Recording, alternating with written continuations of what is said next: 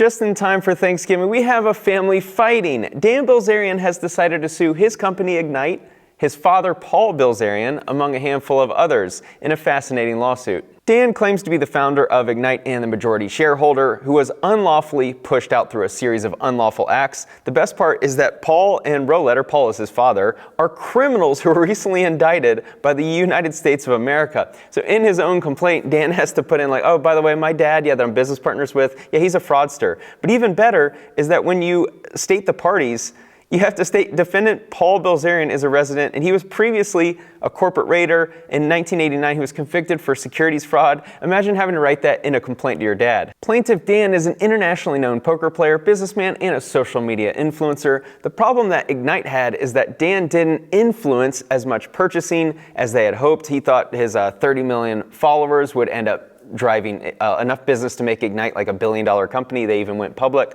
have since gone private. And it doesn't appear that he's quite as knowledgeable as a businessman as they may have hoped. Apparently, he's regularly offered hundreds of thousands to millions of dollars to promote lifestyle brands, so he's foregoing all that money to promote Ignite. Keep that in mind. Dan founded Ignite in 2017, hoping to capitalize on his social media fame. It's a lifestyle brand selling vapes, spirits, and apparel. It's funny that he also is willing to admit that he wasn't involved in Ignite's operations. So he was basically just a marketing guy. He just posted on social media, here's my brand, the one I founded, but didn't have anything to do with the operations. Until December 2023, so for 6 years, Dan served as the nominal CEO of Ignite. I'll show you what the definition if you aren't aware. Nominal is just in name only, very small, far below the real value or cost. Pretty funny word to use when describing yourself. However, he was not directly involved in Ignite's operations and had a dispute with other Ignite shareholders who later turned out to be Paul's agents. So his dad was apparently running the show against Dan's best interests, and looks like they weren't getting along that well. Over the course of Ignite's business, the quality of Ignite's products, and Ignite's leadership, in essence, Dan complained about the mismanagement of Ignite and Rohleder and Paul's behind-the-scenes acts that caused harm to the business. What's funny is Dan wasn't a part of the operations, but then at some point he was complaining about the mismanagement. So he wasn't doing anything, but then complaining about the management.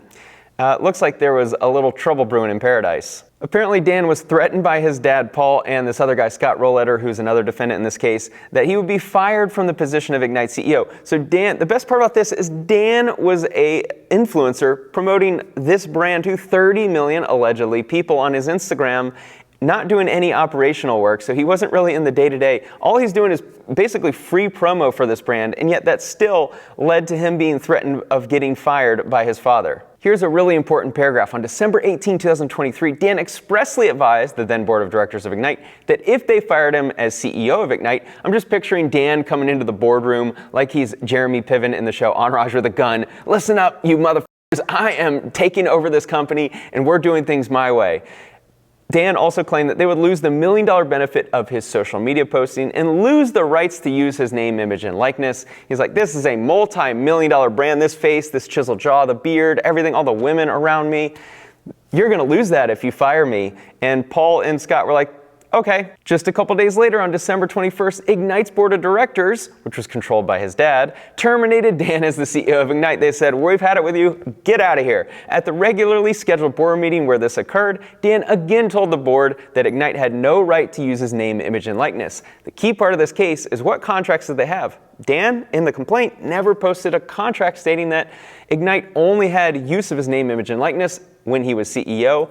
I'm fascinated to see what the terminology was in the original contracts to see who had access to Dan's social media, if that was reliant upon him being CEO or not. A few months later, June 2024, Paul took things even further. They purported to remove Dan from the position of chairman of the board. So not only CEO, we want you totally out. We don't want you to have any decisions with this company, and unilaterally and unlawfully seize control of Ignite's operations. Apparently this was done without the necessary 67% shareholder vote to remove a director. So let me get this straight. His dad, who he clearly knew, was a corporate raider to the tunes of hundreds of millions of dollars decades ago. The guy disappears, he comes back and runs Dan's company, and surprise, he's raiding his own son's company. The central theme of this complaint is Ignite and the remaining defendants continued to use Dan's name, image, and likeness, as well as copyrighted photographs without his permission. What I found interesting, though, is if you look at Dan's Instagram, he's still putting up pictures of Ignite. He still has them prevalent prevalent.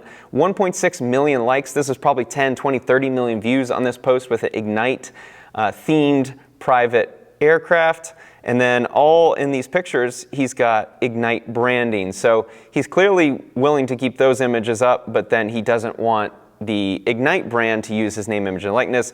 This seems like a very childish dispute to me, and the fact that it's between family members is even more sad. This is the best part. Dan had to include in a paragraph that just recently his dad's criminal acts led to him getting indicted by the United States of America, and a day later, all of these guys and a company called International Investment, they were sued by the SEC, and the indictment in the SEC lawsuit received extensive media coverage throughout the United States and the world, including on my main channel. I just made a video on this topic.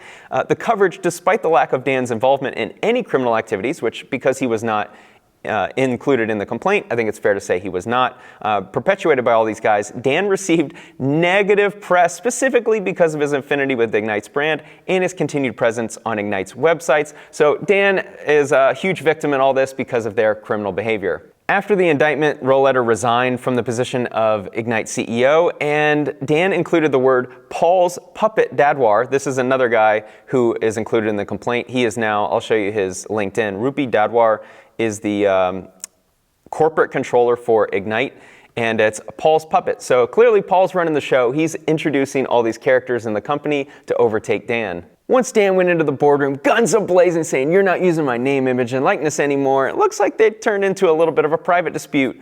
Paul, Scott, Dadwar, and maybe a handful of others engaged in a smear campaign against Dan in which they represented to potential suppliers and distributors that Dan is legally prevented from competing in any way with Ignite's business. I imagine there was a non-compete signed when they initially started this. Dan wanted nothing to do with Ignite. He wanted to go use his influence with other brands, apparently, and they said, nah, you can't do that. So instead of these adults getting together in a room, hopefully at Thanksgiving dinner, and maybe settling their beef, figuring out the best way forward, they are turning to fighting privately and then using the legal system. The reason why I hate this is it just compounds the legal system. It adds so many useless lawsuits like this one. But instead, you need a judge and potential jury to act as the third-party adult in the room.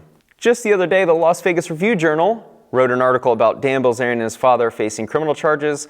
This paragraph stood out to me. Blitz NV is a holding company owned by Dan Bilzerian. It filed for bankruptcy last year. The company stated that its largest creditor was International Investments of St. Kitts, which is where his father lives, which had loaned $3.9 million to Blitz. My assumption is that Paul, through this company, is sent money to Dan through his company. Easy way to basically give your son money. A year ago, Dan took out a mortgage on his house here in Las Vegas. It did not have any mortgage. He took out $5 million.